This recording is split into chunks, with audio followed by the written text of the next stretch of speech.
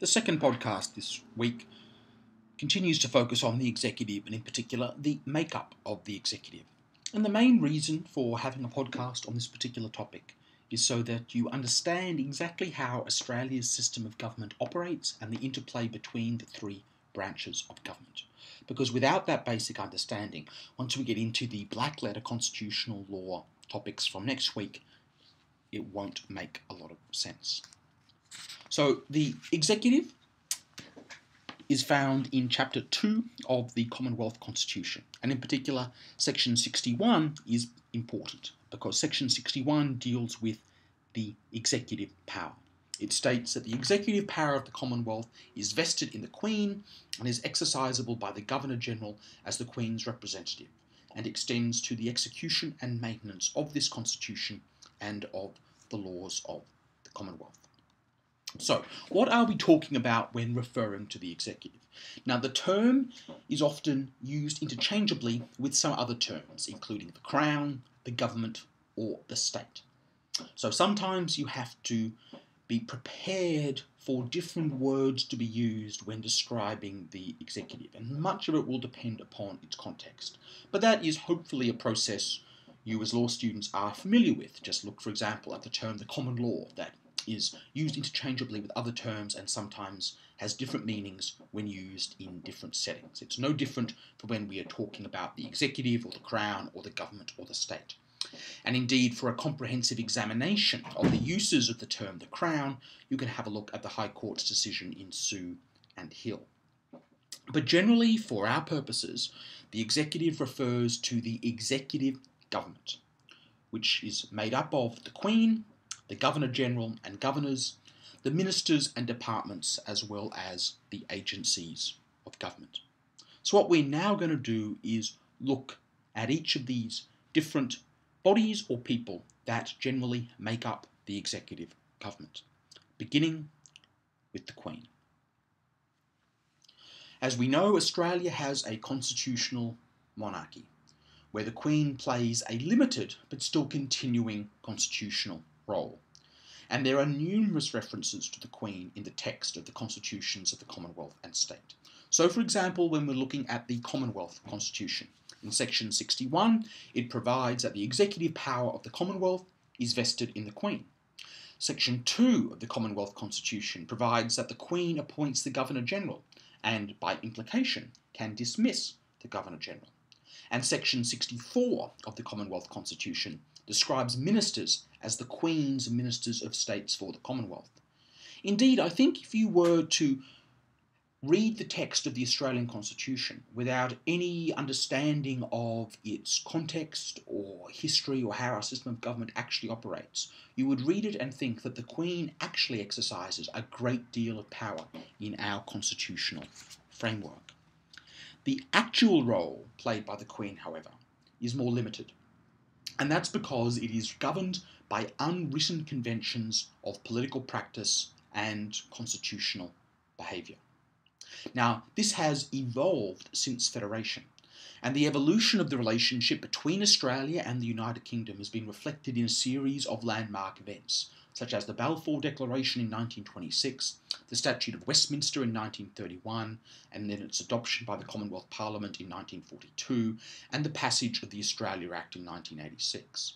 All of these demonstrate or reflect the fact that the Queen now plays an entirely constrained role in the workings of the executive. Indeed, I think it's fair to say that the sole role for the Queen is to appoint and dismiss the Governor or Governor-General on the advice of her Australian ministers. That really is the only function that we now see the Queen in fact exercising. That function of appointing and dismissing the Governor or Governor-General, and again, that power is exercised on the advice of her Australian ministers. And that's the unwritten convention of political practice that exists with respect to the ongoing role of the Queen.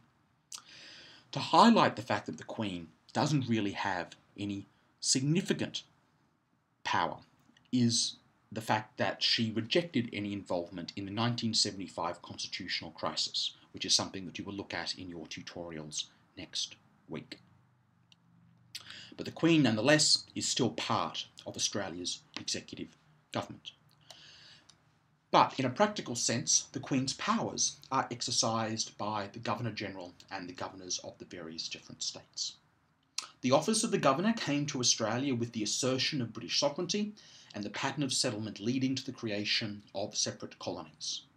So the pattern of settlement that we saw around the world with respect to Great Britain as they colonised parts of the world, so they set up a colony and then the Governor became the head of that colony.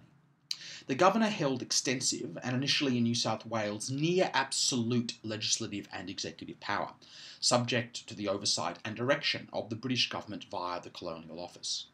Over time, however, since settlement, the role of the Governor subsided as self-government of the colonies emerged and the colonies moved towards federation. The modern foundation for the Queensland Governor is to be found principally in the Australia Act of 1986 and the Queensland Constitution. And post the Australia Act, the Governor is a local and independent office and not an agent of British government. And that's important. The Queen, however, still appoints the Governor, but the Queen acts on the advice of the Premier in appointing the Governor in much the same way that the Queen acts upon the advice of the Prime Minister when appointing the Governor-General. So look at Section 2 of the Commonwealth Constitution, which provides that the Governor-General be appointed by the Queen to be Her Majesty's representative in the Commonwealth. But Section 61 provides that the executive power is exercisable by the Governor-General as the Queen's representative. But again, if you were to read the Commonwealth Constitution, being unfamiliar with its context or history or how our system of government actually operates, you would think that the Governor-General really is the head of our government in a very practical day-to-day sense in terms of the power that seems to be vested in his or her hands. So, for example, the Governor-General has the power to withhold assent to a law passed by the Parliament. The Governor-General also has the power of command of naval and military forces of the Commonwealth. It is, however, by constitutional convention that these powers are only exercised by the Governor-General on the advice of the Prime Minister and other ministers. So again, in a day-to-day practical sense, the power of the Governor-General and governors is more restrained, in the sense that the convention is that they act on the advice of the Prime Minister, if we're talking about the Governor-General, or the Premier, if we're talking about the Governor. So far we've looked at the role of the Queen and the Governor-General and governors with respect to the executive. Now let's have a look at the Prime Minister, Premier, and ministers. Now the Prime Minister does not even rate a mention in the Commonwealth Constitution. You will not find the words Prime Minister there at all. The only reason we have a Prime Minister is because of these unwritten constitutional conventions. Indeed, if we look at Section 64 of the Commonwealth Constitution, we see that it provides for the Governor-General to appoint officers to administer departments, and these officers to be members of the Federal Executive Council. These officers are ministers of state for the Commonwealth, and they must be drawn from members of the Federal Parliament. So again, what we see there in Section 64 with this reference to the Federal Executive Council is really a reference to the Cabinet. But again, you won't see the term Cabinet contained in the Commonwealth Constitution, much like you don't see the term Prime Minister. The operation and role of the Prime Minister and the Cabinet is largely left to these unwritten constitutional conventions that have built up over the centuries. And these unwritten conventions are very important to understand how our system of government actually works. It is worth noting, however, that the Queensland Constitution provides more detail on how the executive is formed and how the Cabinet actually works. And that's because the Queensland Constitution of 2001 is a more modern document than the Commonwealth Constitution. But you will see these differences when you look at both the Commonwealth Constitution and the Queensland Constitution in your tutorials next week. The last body that's worth mentioning is the Executive Council. Both the Commonwealth and the Queensland Constitutions describe a body known as the Executive Council. So, for example, look at sections 62, 63 and 64 in Chapter 2 of the Commonwealth Constitution and Part 4 of Chapter 3 of the Queensland Constitution. The Executive Council consists of the Governor-General or Governor for the Commonwealth or the States respectively, and their ministers appointed by the Governor-General or Governor. And this council acts as the legal mechanism by which the Governor-General or Governor receives advice from his or her minister and puts into effect the decisions taken by Cabinet or individual ministers. The Council is not a deliberative body. That is, the Cabinet is the deliberative body.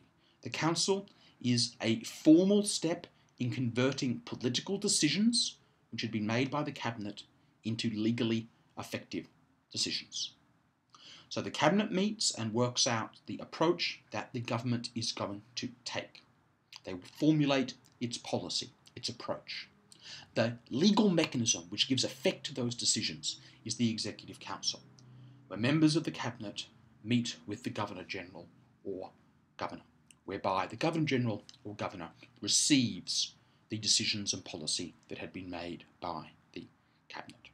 If you're interested in more of that, have a look at the High Court's decision in FAI Insurances and Winnicke. So, a brief recap. The executive is an arm of government exercising political and legal power which is separative from the other two branches of government, the legislative and the judiciary. The executive is made up of a combination of formal legal structures and offices, namely the Queen, the Governor-General and Governors, the Executive Council, ministers and departments, all of which are mentioned in the written constitutions of the Commonwealth and the states. These written constitutions, however, provide little more than a bare framework with actual workings found in these unwritten constitutional conventions. I'd now encourage you to go to the discussion board and respond to this question. Are you surprised by the role the Queen plays in the executive government? Does this make you less likely or more likely to support Australia becoming a republic?